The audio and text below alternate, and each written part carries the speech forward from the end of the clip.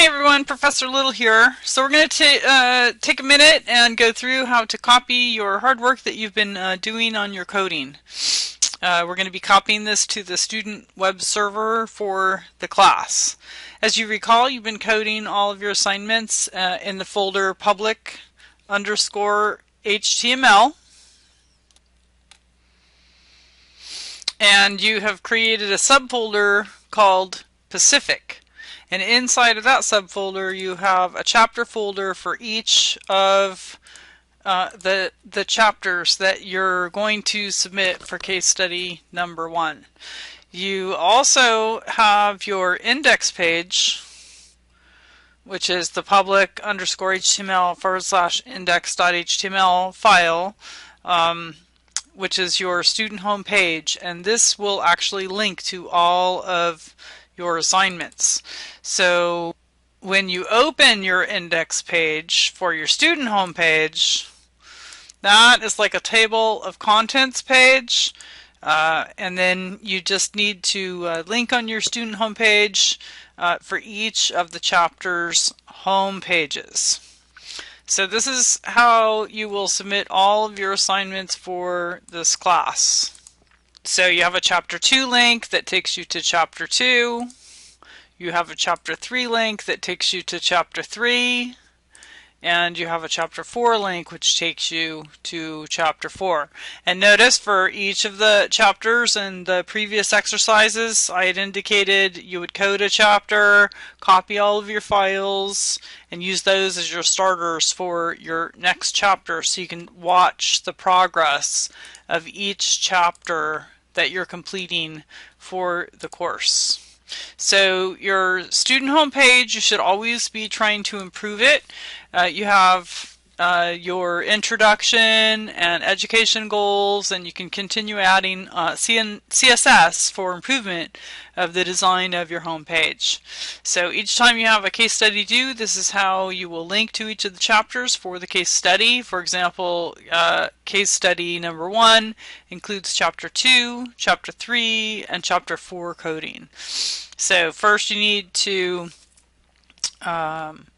find your student number for the class. So you'll go to the D2L classroom, and then you'll go into the grades area, and this is where I have the web server student login ID, and you will use that as your login for the course. Next, you're going to go into the content area in class materials and reference, and then you'll find this module sftp resources. So in the sftp resources, you're going to find the FTP instructions, and you should print this document and review this document before you start the upload. Now you may also need to download an sftp client, basically allowing you to transfer your files to the server. So in class materials and reference, SFTP resources, there are links to 2 utilities that you can download. One for PC, WinSCP, and one for the Mac, which I've used CyberDuck for that. So for this example, I'm going to use the WinSCP login for copying my files to the server. So using the FTP instructions, the SFTP instructions that you printed for this assignment, you will see that the host name that we're using is cis.sec.losarias.edu. In the username area, you'll provide the username that was provided to you in the grades, and your password will be your student ID, including the W in lowercase.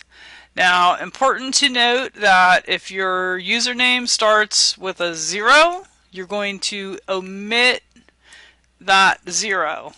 So do not use that as part of your password.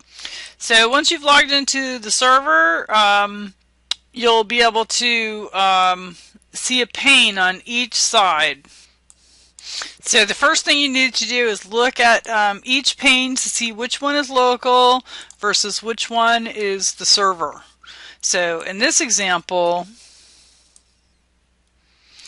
the right-hand side is the server side, and I know that because of these forward slashes. And that means that I'm on a network.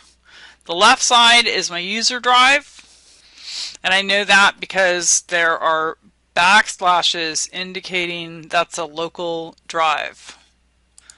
Remember, network drives are forward slash and local drives use a backslash. So navigate to where you have your files saved, and remember, public_HTML folder is the root folder for all coursework of this class. You created a subfolder for the Pacific case study and subsequent chapter folders for each individual chapter, and you have your files in each one of those chapter subfolders. So the objective is to have public_HTML be identical locally and on the web server. So everything that you upload for this class will go inside of the public_HTML folder. So important that you get inside public_HTML on the server side and then also on the local side.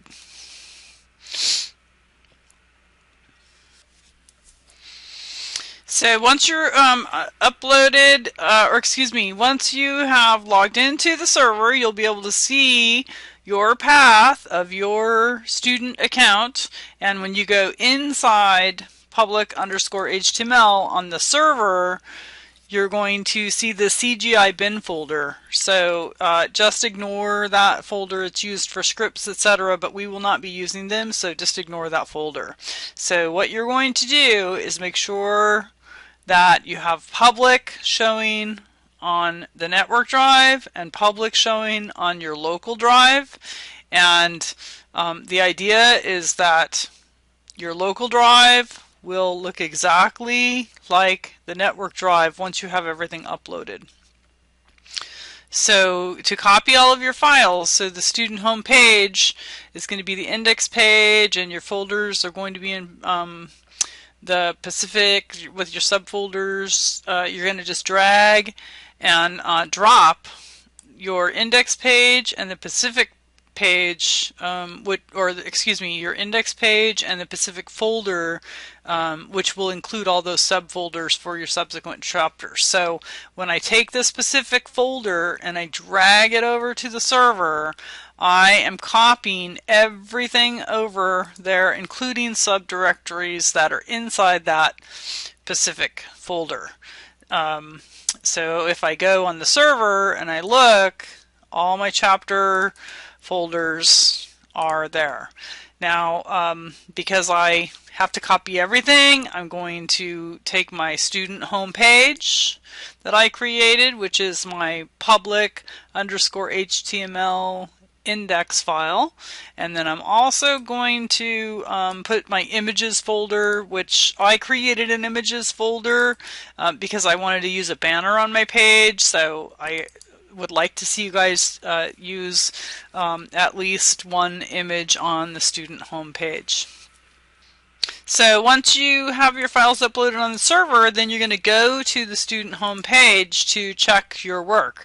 So again, look for the link in those sftp instructions. And when you click that, it's going to take you to all of the student links for all the students in this class. So in this example, I'm student 1, and actually on here I don't have student 1 because normally I will not have information on the server. Student 1 is for me, the instructor, but I'll just show you an example of what I mean. So I uploaded my pages to STU001. Here is my home page. Now, I would like to see you guys doing your own formatting style. So try and come up with your own unique ideas. You can kind of use my example of the homepage as a starting point, but once we get into case study 2, we'll redesign this whole page and it'll be your own unique design, but we're not going to focus too much on that right now. So in this example, I'm student 1. This is my home page. I've got my first name, your last initial only, and remember, you don't have to use personal information for this website. This is online on the web. And then I also have a link to each chapter of the case study. So chapter 2 links to my homepage for the Pacific Trails chapter 2 exercise. Chapter 3 links to the homepage for Pacific Trails chapter 3 exercise. And chapter 4 goes to the homepage for chapter 4 Pacific Trails exercise. So if you have any trouble uploading your files, please send me an email and I can schedule a phone conference or meet with you in person to help you with this uploading part. So always make sure that you also are continuing to update your homepage as you complete your coursework for this class. And I hope you guys are all doing well. Oh, and there is one last thing I forgot to mention about our student home page for this course. Just a couple of items that I want to review. So remember, you should be using good coding practices as I've outlined in this course for your student home page. Include good HTML structure, and then you're going to be adding CSS as you learn from each of the assignments in the chapters. And then you must submit the student home page with case study number 1. So your student homepage requirements, the student homepage is the navigation page for all work for the course. The page must be created in the folder public_HTML and be named index.html. The page title should be CISW 320, student homepage, first name, last name, first name, last initial, and then the term, which is fall 16, and then the term that you're in, and then the required headings on the page, an introduction, your educational goals, and your course assignments, and then also a heading for the case study, and then the subsequent chapters.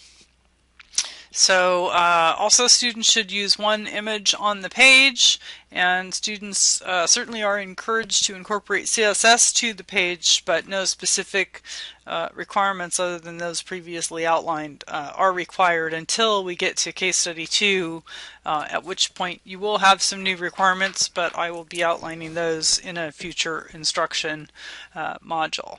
So remember, to get files to the server, you're going to download the software or use any file transfer protocol software to be able to accomplish this task. You're going to upload your files to the server before the deadline, and to get to all that information, you can go to D2L. Grades has your student ID for your login, and then go ahead and print the sftp instructions that I have in the content, class materials, and reference area for the sftp to upload to the server. And all work has to be uploaded by the deadline. Make sure you check all your links and test your pages once you have uploaded them on the web. So if changes are needed, you're going to edit the changes locally, save them, re-upload them, and then revisit that web page and refresh it to see any changes that you made. Okay, so hopefully that clarifies everything for you, and if you have any questions, go ahead and post those in the instructor office. I hope you guys are all doing well, and Also know that I can do phone conferences or schedule an appointment for one-on-one time if you need that as well. And then also there is our lab coordinator faculty in B151 on campus if you want to go get any of your work done in there. All right, well, you guys, you take care and have fun.